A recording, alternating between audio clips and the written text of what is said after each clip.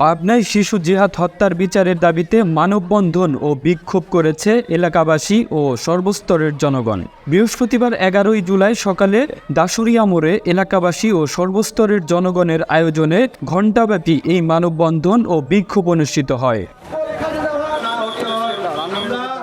মানববন্ধনে বক্তারা বলেন, শিশু জিহাদকে এলাকাবাসীর চিহ্নিত সন্ত্রাসী আসিফ নির্মমভাবে হত্যা করেছে। এই হত্যাকারী ফাঁসির দাবি করেন এবং সমাজের এই সকল দুষ্কৃতিকারীদের দৃষ্টান্তমূলক শাস্তি না হলে আবারও ধর্ষণ হত্যায় লিপ্ত হবে। আসিফ এলাকার একজন চিহ্নিত সন্ত্রাসী ও মাদকাসক্ত, সে নানা অপরাধে জড়িত। উল্লেখ্য, গত 5 তারিখ বিকেলে জিহাদ নিখোঁজের একদিন পর লাশ উদ্ধার করেন পুলিশ।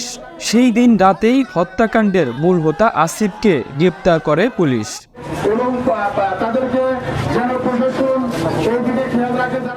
এই বাংলা নিউজ ডেস্ক।